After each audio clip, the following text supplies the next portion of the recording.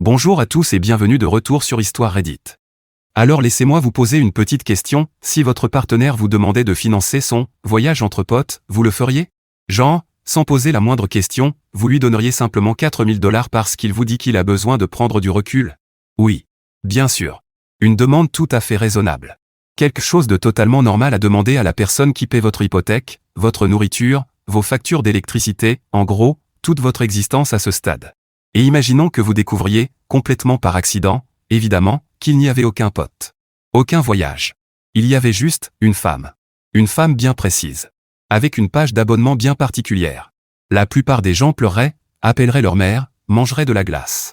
Peut-être qu'ils iraient espionner un peu son Instagram. Des réactions normales, quoi.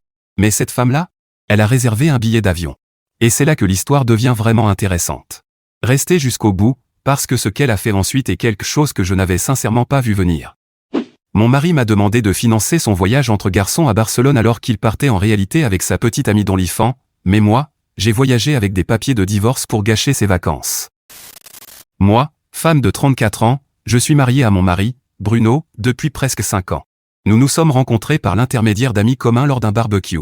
Nous sommes sortis ensemble pendant environ 3 ans et demi avant de nous marier. Les premières années de notre mariage étaient normales, dans le meilleur sens du terme. Nous ne nous disputions pas beaucoup parce qu'il n'y avait pas grand-chose qui justifiait des disputes. Nous travaillions tous les deux à temps plein et partagions la plupart des dépenses du foyer. Nous parlions parfois d'avoir des enfants, mais nous n'avons jamais ressenti le besoin de fonder une famille rapidement. Nous avons acheté une maison de 3 chambres en banlieue vers notre 2e année de mariage. L'hypothèque était principalement à mon nom parce que ma cote de crédit était meilleure et que j'occupais mon emploi depuis plus longtemps. Bruno a contribué à l'apport initial et nous avions convenu de partager les paiements mensuels. Tout a commencé à changer il y a environ 14 mois lorsque Bruno a perdu son emploi. L'entreprise a procédé à des licenciements et il faisait partie de la 2e vague de suppression de postes. Il a reçu une indemnité de départ qui nous a permis de tenir quelques mois. Je lui ai dit de prendre son temps pour trouver quelque chose de bien au lieu d'accepter le premier poste disponible. Il semblait reconnaissant pour mon soutien et, le premier mois, il a passé son temps à mettre à jour son CV et à postuler à différents emplois. Mais les mois ont passé et l'indemnité de départ a fini par s'épuiser. Bruno a commencé à accepter quelques missions en freelance de temps en temps. Le problème, c'est que ces projets lui rapportaient à peine un quart de ce qu'il gagnait auparavant. J'ai commencé à payer seul l'intégralité de l'hypothèque ainsi que la plupart des factures, des courses et des dépenses alimentaires. J'espérais que ce serait temporaire et qu'il trouverait bientôt quelque chose de stable. Ce qui me dérangeait plus que l'argent, c'était la façon dont il passait ses journées. Il se réveillait vers 10 ou 11 heures du matin alors que je partais travailler à 7 heures. Quand je rentrais l'après-midi, il était affalé sur le canapé à regarder la télévision ou à jouer aux jeux vidéo. Ses assiettes du déjeuner étaient encore dans l'évier, les vêtements que je lui avais demandé de plier étaient toujours dans le panier. Je lui ai demandé s'il pouvait davantage aider à la maison puisqu'il avait plus de temps libre. Il acceptait et faisait des efforts pendant 1 ou 2 jours avant de retomber dans les mêmes habitudes. Je lui ai suggéré de suivre des cours en ligne pour améliorer ses compétences. Il répondait oui, mais ne faisait jamais rien. Cela a duré pendant des semaines. Je travaillais 50 heures par semaine et je rentrais chez moi pour retrouver une maison en désordre et un mari qui semblait parfaitement heureux de me laisser porter tout le poids des responsabilités. Mon salaire couvrait toutes les dépenses essentielles et l'argent de ses missions en freelance servait à ses dépenses personnelles et à ses loisirs. J'ai commencé à redouter le moment de rentrer à la maison. Je me garais dans l'allée et restais assise dans ma voiture quelques minutes avant d'entrer, parce que je savais exactement ce qui m'attendait. Il y a environ 3 mois, Bruno a mentionné qu'il voulait voyager. Il m'a expliqué que certains de ses amis d'université organisaient une semaine entre garçons à Barcelone. Il ne les avait pas vus depuis plus d'1 an et pensait que cette escapade lui ferait du bien et lui permettrait de repartir sur de bonnes bases. Le voyage coûterait environ 4000 $ entre les vols, l'hébergement et les dépenses sur place. Il m'a promis de me rembourser dès qu'il retrouverait un vrai emploi. Il disait avoir besoin de ce voyage et qu'une pause lui permettrait peut-être de revenir plus motivé. J'ai hésité pendant quelques jours avant d'accepter, mais je me suis dit que voir ses amis réussir et avoir leur vie bien en ordre pourrait peut-être le pousser à améliorer la sienne. La semaine précédant son départ, j'ai remarqué qu'il passait énormément de temps sur son téléphone. Je pensais qu'il finalisait les détails du voyage, mais personne n'organise un voyage dans le secret. Il inclinait son écran dès que je passais près de lui ou allait dans une autre pièce pour prendre ses appels. Quand je lui demandais avec qui il parlait, il répondait que c'étaient les garçons qui coordonnaient les préparatifs. 2 jours avant le vol, je l'aidais à faire sa valise parce qu'il m'avait demandé de vérifier qu'il n'avait rien oublié d'important. J'ai ouvert sa valise pour mieux ranger ses affaires et j'y ai trouvé un costume gris anthracite d'une marque de créateur. Il avait l'air coûteux et se trouvait encore dans sa housse avec les étiquettes attachées. Je l'ai pris et lui ai demandé pourquoi il emportait un costume pour un simple voyage entre amis à Barcelone. Il a à peine levé les yeux de son téléphone et a répondu qu'ils iraient peut-être dans un restaurant chic ou dans une boîte de nuit. Je lui ai fait remarquer qu'il ne portait jamais de costume et que, lorsqu'il partait en vacances, il s'habillait habituellement en t-shirt et jean. Il a haussé les épaules et a dit qu'il voulait simplement avoir fière allure pour une fois. Son explication me semblait peu convaincante, mais je n'avais aucune preuve concrète qu'il se passait quelque chose, alors j'ai laissé tomber. J'ai rangé le costume et terminé de l'aider. Vers 2 heures du matin, j'ai entendu Bruno se lever. J'ai pensé qu'il allait aux toilettes, mais je l'ai ensuite entendu parler à voix basse. Je suis resté immobile et j'ai fait semblant de dormir. Il était dans la salle de bain, la porte presque fermée, et je pouvais l'entendre chuchoter, sans toutefois distinguer les mots. Il est revenu au lit environ 10 minutes plus tard et j'ai attendu qu'il s'endorme avant de me lever. Je suis allé dans la cuisine me servir un verre d'eau. Mes mains tremblaient pendant que je tenais le verre. Je suis retourné me coucher, mais je n'ai pas dormi du reste de la nuit. Le lendemain matin, au petit déjeuner, je lui ai demandé avec qui il parlait à 2 heures du matin. Il m'a regardé avec un air perplexe et m'a dit que j'avais dû rêver parce qu'il n'avait passé aucun appel. J'ai insisté en lui disant que je l'avais entendu chuchoter dans la salle de bain. Il m'a dit que j'avais probablement entendu quelque chose venant d'un autre appartement ou que la télévision était allumée. Il est parti pour l'aéroport l'après-midi suivant. Cette nuit-là, Bruno s'est endormi tôt à cause du décalage horaire et du vol matinal. Son MacBook était resté sur la table basse, là où il l'avait laissé après avoir réglé quelques détails de son voyage avant son départ. Je l'ai pris et j'ai consulté ses messages et ses emails. Au début, je n'ai rien trouvé de suspect. Puis j'ai remarqué un contact enregistré sous le nom de « wife » avec un emoji en forme de cœur. Pendant une seconde, j'ai pensé qu'il m'avait peut-être enregistré sous un petit surnom affectueux, mais mon contact apparaissait sous mon vrai prénom. J'ai ouvert cette conversation, qui remontait à environ 5 mois. La femme s'appelait Yaris, ou un autre prénom du même genre, je ne m'en souviens plus très bien. Désolé si vous vous appelez Yaris, mais c'est exactement ce que j'ai pensé lorsque j'ai découvert tout cela, elle avait un peu plus de 30 ans. D'après les photos et les messages, il préparait ce voyage à Barcelone depuis des semaines.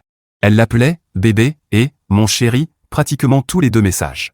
Il lui répondait avec la même tendresse. Il parlait des restaurants où ils iraient manger et de la chambre d'hôtel qu'ils avaient réservée.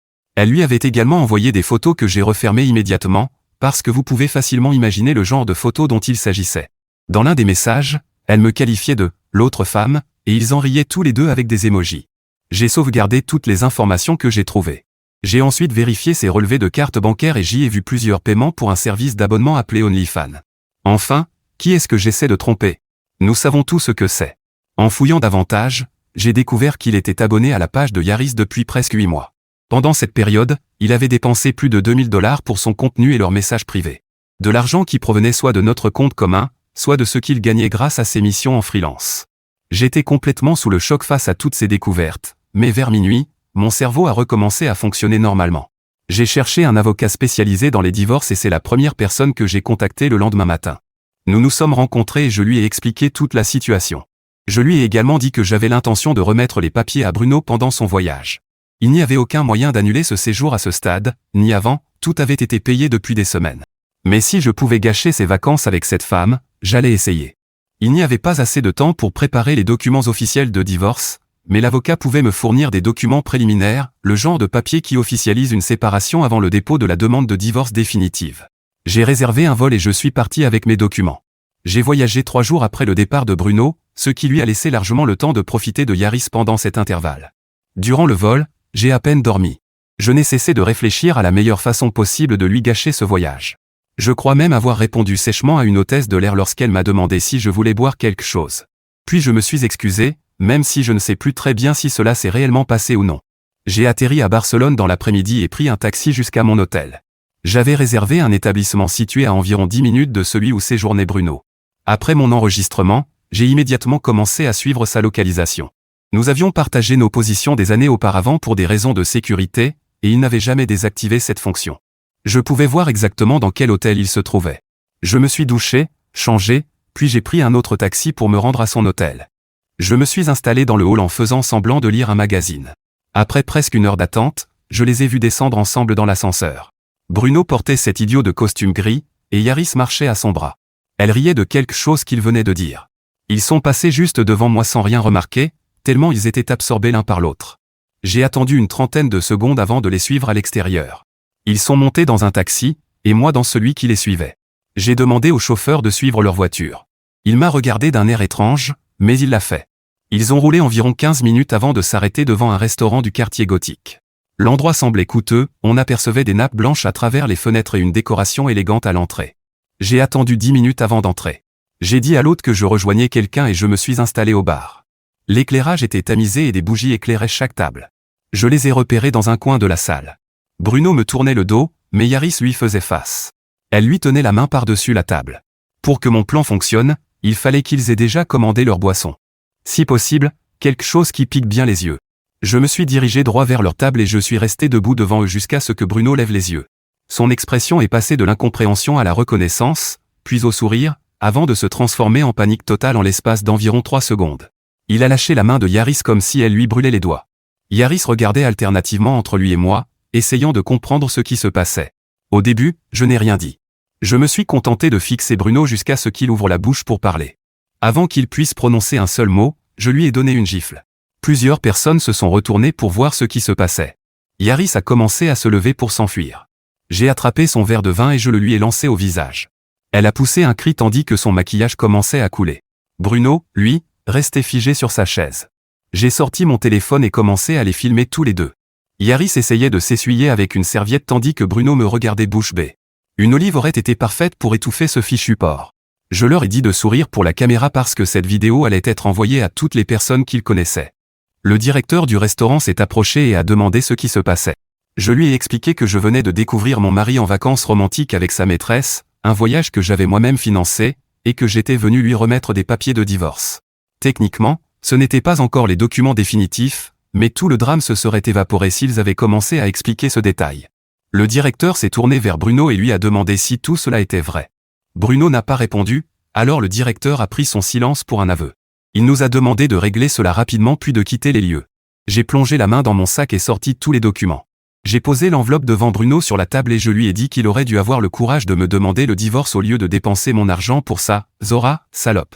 J'ai même demandé au directeur comment dire « Zora » en espagnol afin que Yaris profite pleinement de l'expérience espagnole pendant son voyage. Yaris s'est mise à hurler, disant que j'étais folle et me demandant pour qui je me prenais. Je l'ai ignoré et n'ai pas quitté Bruno des yeux. Je l'ai informé que je rentrais immédiatement chez nous, que toutes ses affaires seraient dans le jardin à son retour et qu'il ferait mieux de chercher un endroit où loger. Puis je me suis tourné vers Yaris et lui ai demandé si sa maison de débauche avait une place pour un menteur, infidèle et manipulateur. Je n'ai obtenu aucune réponse, mais au moins elle ne pouvait pas prétendre que je n'avais pas essayé de lui trouver un logement. Je suis retourné à mon hôtel et j'ai envoyé la vidéo aux parents de Bruno, à sa sœur et à ses 2 frères. J'ai joint un message expliquant ce qui s'était passé et précisant que j'allais demander le divorce. Moins d'1 heure plus tard, les réponses ont commencé à arriver. Sa mère m'a appelé en pleurant pour me demander pardon. Son père m'a envoyé un message disant qu'il était écœuré. Sa sœur m'a demandé si elle pouvait m'aider d'une quelconque manière, et ses frères ont affirmé qu'ils parleraient à Bruno dès qu'ils le verraient. J'ai également envoyé la vidéo à mes propres parents avec une explication plus détaillée. Mon père m'a appelé immédiatement pour me demander où je me trouvais. Quand je lui ai répondu que j'étais à Barcelone, la conversation a duré un bon moment, car j'ai dû lui raconter toute l'histoire en détail, la vidéo ne suffisait pas. Au total, je suis resté environ 8 heures à Barcelone. Dès mon retour, je suis rentré directement à la maison et j'ai commencé à rassembler les affaires de Bruno. Enfin, pour être plus précise, j'ai commencé à jeter toute sa vie dans le jardin. Ses vêtements, son matériel de jeux vidéo, ses livres et tout ce qui lui appartenait. Ensuite, j'ai empilé quelques cartons par-dessus afin qu'il puisse tout ranger lorsqu'il reviendrait, mais je n'allais certainement pas faire le sale boulot à sa place. Jeter toutes ses affaires a été la partie la plus amusante. Après cela, j'ai appelé un serrurier et fait changer toutes les serrures. Bruno est revenu 2 jours plus tard, il avait dû écourter son voyage. Je ne sais pas qui a payé son billet de retour, mais je suis certaine qu'il n'a pas utilisé ma carte bancaire parce que j'avais déjà contacté la société de paiement. Peut-être que cette Yaris lui a payé son billet grâce à l'argent reçu de ses abonnés. Il a essayé d'ouvrir la porte. Sans succès. Quel dommage. Il a sonné sans arrêt avant de commencer à frapper violemment à la porte. Je lui ai répondu à travers la porte qu'il avait 1 heure pour récupérer toutes ses affaires, sinon j'allais mettre les arroseurs automatiques en marche. Il a exigé de savoir ce que j'avais fait et pourquoi ses affaires étaient dehors. Je lui ai rappelé que je payais l'hypothèque et qu'il n'habitait plus ici. Il a répliqué que c'était aussi sa maison et que je n'avais pas le droit de le mettre dehors de cette façon. Mais mon nom figurait sur les documents, alors il pouvait quitter ma propriété. Il s'est mis à hurler qu'il avait des droits et que nous étions encore mariés. Je lui ai répondu que ce problème serait bientôt réglé. Il a continué à frapper pendant quelques minutes avant de commencer à mettre ses affaires dans les cartons. Elles étaient un peu humides après avoir passé plusieurs nuits dehors, mais il avait de la chance que le quartier soit sûr et que personne n'y ait touché. Lorsqu'il a terminé de tout charger, il a sonné une dernière fois. Je l'ai entendu pleurer derrière la porte. Il disait qu'il avait commis une erreur et que tout était terminé avec Yaris. Il me suppliait de le laisser s'expliquer. Je lui ai répondu en allumant les arroseurs automatiques. En réalité, je lui ai rendu service. Il est parti complètement trempé, ainsi, personne ne pouvait voir qu'il avait pleuré. Je ne lui ai plus parlé depuis ce jour-là, c'était la semaine dernière. Mon avocate s'est occupée de tout. Bruno a essayé de m'appeler et de m'envoyer des messages jusqu'à ce qu'il finisse par abandonner. Enfin, pour être honnête, c'est moi qui ai mis fin à ses tentatives en le bloquant partout. Le seul endroit où je ne l'ai pas bloqué, c'est sur OnlyFans. Mais uniquement parce que je n'ai pas de compte là-bas. Mise à jour 1. La procédure de divorce a bien avancé. Mon avocate m'a expliqué qu'elle devrait être finalisée rapidement parce que nous n'avons pas d'enfants et que la plupart des biens sont clairement séparés. De plus, nous vivons déjà séparément, même si Bruno y a été contraint. L'avocat de Bruno a tenté de faire valoir qu'il avait droit à la moitié de la valeur de la maison. Mon avocate a rapidement réduit cet argument à néant grâce aux documents hypothécaires et aux preuves démontrant que j'avais payé presque toutes les dépenses du foyer pendant plus d'1 an. Si l'on calcule les contributions de chacun, la répartition est d'environ 75% en ma faveur contre 25% pour lui. Il réclame une pension compensatoire, mais, compte tenu de son infidélité, le maximum qu'il obtiendra sera probablement les 25% correspondant à ce qu'il a réellement versé, et uniquement pour que je n'ai plus jamais à entendre parler de lui. La semaine dernière, j'ai reçu une demande de message sur Instagram provenant d'un compte dont la photo de profil était celle de Yaris. J'allais l'ignorer, mais la curiosité a pris le dessus et j'ai ouvert le message. Elle a commencé par dire qu'elle savait que je la détestais probablement et qu'elle comprenait parfaitement pourquoi. Puis elle s'est lancée dans une longue explication sur la manière dont elle avait rencontré Bruno. Selon elle, il s'était abonné à son compte OnlyFans et était devenu l'un de ses abonnés réguliers. Elle m'a également révélé quels étaient ses fantasmes et les raisons pour lesquelles Bruno y était devenu tellement accro, mais je préfère épargner à tout le monde ce genre de détails. Il lui envoyait des messages lui disant à quel point elle était belle et combien il appréciait son contenu. Elle a expliqué qu'après quelques mois de discussion sur la plateforme, ils étaient passés à une application de messagerie privée parce qu'ils avaient, selon ses mots, créé un lien. J'imagine que c'est la manière élégante de dire qu'il avait cessé de lui envoyer de l'argent via la plateforme afin d'éviter les commissions en la payant directement. D'après elle, Bruno lui avait raconté qu'il était malheureux dans son mariage et que sa femme le faisait se sentir insuffisant. Yaris écrivait qu'elle avait eu de la peine pour lui parce qu'il semblait être un homme gentil simplement incompris. Encore une fois, une autre façon très particulière de dire « il me donnait de l'argent ». Ils ont commencé à faire des appels vidéo et ont finalement décidé de se rencontrer en personne. Le voyage à Barcelone devait être leur première véritable escapade romantique ensemble. Yaris affirmait que Bruno lui avait dit qu'il était séparé de moi et qu'il attendait simplement le bon moment pour demander le divorce. Elle prétendait n'avoir aucune idée que nous vivions toujours ensemble en tant que couple marié jusqu'à mon apparition au restaurant. Après cela, son message est devenu vraiment étrange. Yaris m'a expliqué que Bruno l'avait bloqué partout après notre retour de Barcelone. Elle avait essayé de le contacter depuis différents comptes et numéros, mais il ne répondait pas. Elle écrivait être dévastée parce qu'elle éprouvait de véritables sentiments pour lui et pensait qu'il partageait quelque chose de spécial. La dernière partie du message est celle qui m'a le plus marqué. Yaris m'a demandé si je pouvais l'aider à reprendre contact avec Bruno. Elle reconnaissait que c'était beaucoup demandé, mais ajoutait qu'elle savait aussi que tout était terminé entre lui et moi.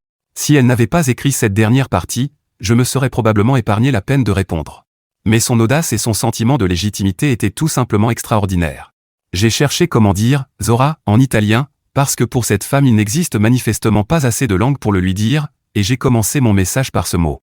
Ensuite, je lui ai écrit « Si ce que tu aimais chez lui, c'était l'argent qu'il te donnait, je regrette de t'informer que cet argent était le mien et que je ne suis absolument pas intéressé à devenir une maman assistante sociale. » Puis je l'ai bloqué.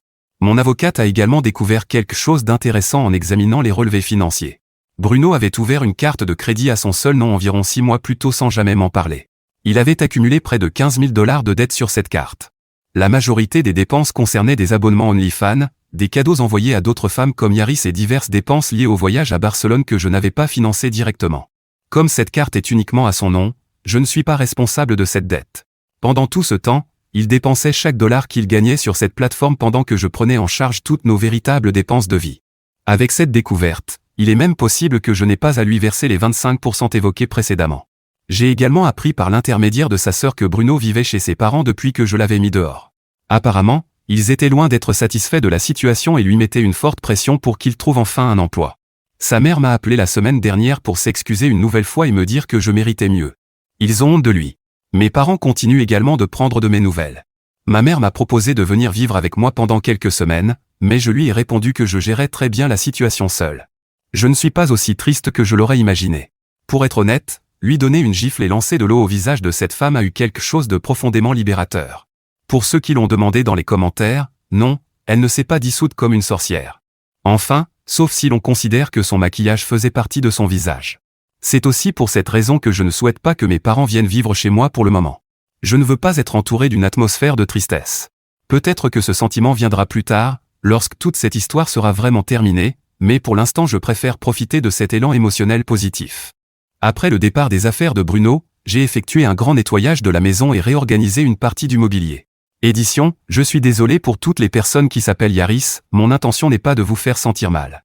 En réalité, son vrai prénom n'est pas Yaris, ou du moins ce n'est pas celui qui apparaissait sur son compte Instagram. Mais je ne veux pas compliquer davantage l'histoire en changeant de nom maintenant. Pour les personnes qui travaillent sur OnlyFans et qui pourraient se sentir visées, mon attaque ne s'adresse pas à vous non plus. Elle vise uniquement des personnes comme Yaris, qui, j'en suis convaincu, savaient parfaitement que Bruno était marié au vu de ses messages et de ses provocations, et qui n'en avaient absolument rien à faire. D'accord, attendez une seconde. C'est encore moi. J'ai besoin de prendre un moment ici parce que, ça m'a touché différemment. Et pas de manière dramatique. D'une manière plus silencieuse. Plus inconfortable. Yaris lui a envoyé un message. Cette femme qui, littéralement, se moquait d'elle dans ses textos, qui l'appelait, l'autre femme, l'a contactée pour lui demander de l'aide afin de retrouver Bruno. Et je suis resté un moment à réfléchir à ça. Puis je me suis dit, elle aussi s'est fait manipuler. Pas de la même façon. Même pas à un niveau comparable. Mais Bruno lui avait dit qu'il était séparé. Il avait construit toute une fausse réalité pour cette femme également. Il avait une femme qui finançait sa vie et une autre qui était émotionnellement investie dans leur relation. Il utilisait les deux en même temps. Et il mentait aux deux. Ça ne rend pas Yaris innocente. Ses messages étaient cruels, et elle en savait suffisamment pour comprendre qu'il y avait un problème. Mais Bruno était le point commun derrière chacun des mensonges. Et c'est là toute la vérité inconfortable, le véritable méchant de cette histoire n'est même plus la personne la plus évidente dans la pièce. C'est plus subtil que ça. C'est un homme tellement déterminé à éviter toute responsabilité réelle qu'il a construit deux réalités émotionnelles complètement différentes et a vécu dans les deux simultanément sans jamais scier. Elle a gardé la maison. Elle a conservé sa dignité. Elle s'est débarrassée du poids mort. Mais Bruno ne l'a pas seulement trompée. Il a trompé la réalité elle-même. Et tôt ou tard, la réalité finit toujours par présenter la facture. Et mon frère, cette facture est finalement arrivée. Maintenant, revenons à l'auteur du post. Mise à jour 2. Le divorce a été finalisé il y a 3 semaines. J'ai conservé la maison, ma voiture et tous mes biens personnels. Bruno a gardé sa voiture, ses effets personnels et ses dettes. Le juge ne lui a accordé aucune part de la valeur de la maison, car il vivait de mon argent pendant tout ce temps alors qu'il couchait avec cette femme. Le juge n'a évidemment pas utilisé ces termes pour la désigner, mais j'aurais payé cher pour l'entendre le faire. Sa sœur m'a écrit pour m'informer qu'il avait emménagé dans un appartement avec 2 colocataires et qu'il avait enfin trouvé un emploi à temps plein. Elle m'a expliqué qu'il traversait des difficultés financières à cause des dettes de sa carte de crédit et d'une partie des frais juridiques. Elle ne me racontait pas cela pour que j'aie pitié de lui, mais plutôt pour que je me sente mieux en sachant qu'il assumait enfin les conséquences de ses actes. Je n'ai plus jamais entendu parler de Yaris. Cette femme a peut-être trouvé un autre mari infidèle pour financer son train de vie, ou alors elle ne s'intéresse plus autant à Bruno maintenant qu'il est sans le sou. L'ironie, c'est que moi, je me souciais réellement de lui lorsqu'il était fauché. Désormais, il peut se complaire dans sa propre misère autant qu'il veut. Comme j'ai beaucoup moins de dépenses sans un parasite à entretenir à la maison, j'ai commencé à verser davantage d'argent sur l'hypothèque afin d'augmenter plus rapidement ma part de propriété. La maison est devenue un peu grande pour moi seul, mais je peux me le permettre et, si un jour j'en ai envie, je pourrai toujours la vendre et déménager. Certaines personnes m'ont demandé ce qu'il en était de nos amis communs et de quel côté ils s'étaient rangés. Il n'y a pas grand-chose à raconter, car ils ont fait ce qu'il fallait. Je ne leur ai pas envoyé la vidéo, mais ils l'ont vue malgré tout. Et concernant leur opinion sur Bruno, elle n'est pas très différente de la vôtre. Je ne fréquente personne actuellement et je n'en ai aucune envie. J'ai été marié pendant longtemps, j'ai besoin d'un peu de temps pour apprendre à vivre autrement.